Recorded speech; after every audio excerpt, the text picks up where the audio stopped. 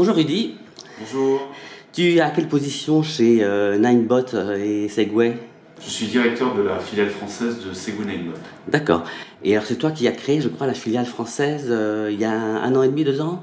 Il y a un an, en janvier 2022, en fait, Segway Ninebot voulait accroître sa présence en France sur les trottinettes, qui est le premier marché français, et voulait aussi lancer les scooters électriques, comme ça a été fait avec succès aux Pays-Bas, ainsi qu'en Chine ou aux États-Unis. D'accord.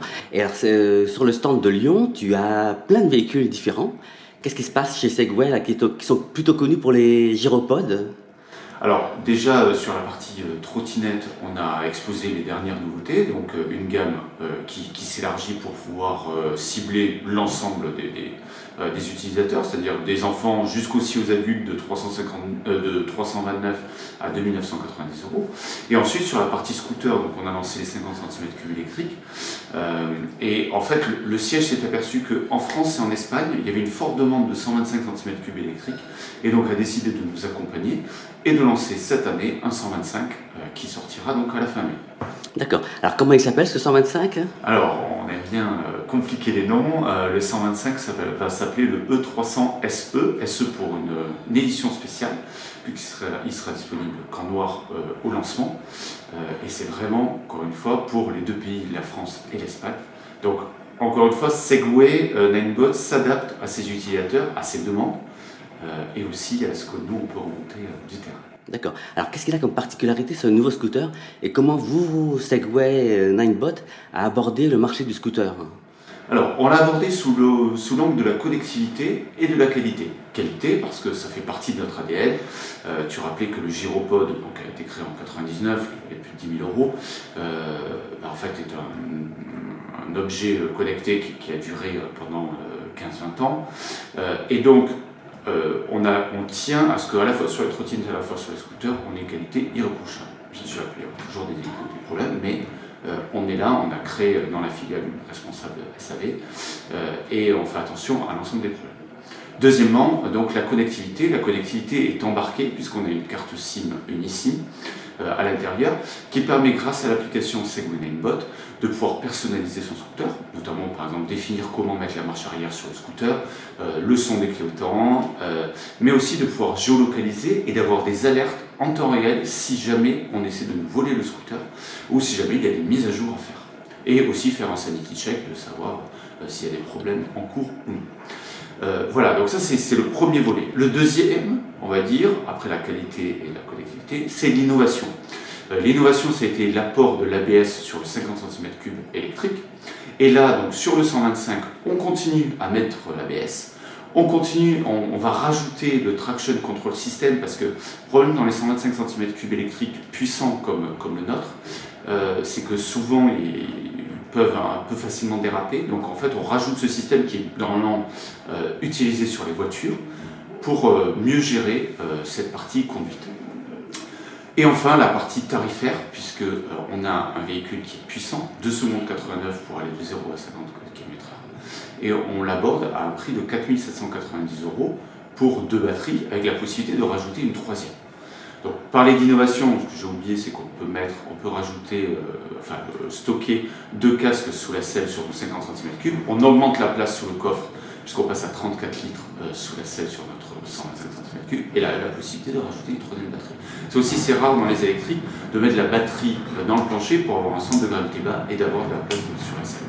Donc voilà, les 4 triptyques, connectivité, qualité, innovation et tarification.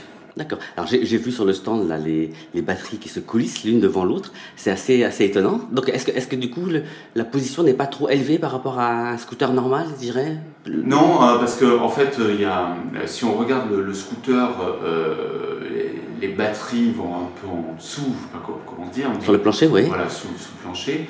Et en l'occurrence, on a travaillé le fait d'être en triangle sur le scooter, c'est-à-dire d'être bien droit. D'ailleurs, vous voyez que notre guidon est un peu incliné vers l'utilisateur pour qu'il se retrouve bien droit et donc qu'il soit dans une position très confortable. D'accord. Alors du coup, là, au niveau tarif, avec toute l'électronique qu'il y a, quoi, vous allez faire un malheur, c'est ça Mais en fait, notre but, encore une fois, c'est de pousser les nouvelles mobilités, les écomobilités, le secteur sur lequel nous sommes leaders. Et pour ça, en fait, on fait un constat simple, c'est que si on veut que les personnes passent à l'électrique, il faut que le prix de l'électrique soit très proche de celui de l'essence. Et donc, c'est pour ça qu'on a travaillé le tarif. On est aussi un industriel, donc on a appliqué, on voit aujourd'hui, alors c'est drôle de le dire dans un contexte inflationniste, mais que le prix des containers diminue, le prix des matières premières a tendance à diminuer, surtout qu'on a un fort pouvoir d'achat. Et dans ce cas-là, Segway Ninebot le répercute aux utilisateurs. Et donc notre but, c'est d'avoir un tarif hyper compétitif, pas par rapport aux autres marques électriques, mais par rapport aux autres marques thermiques. D'accord.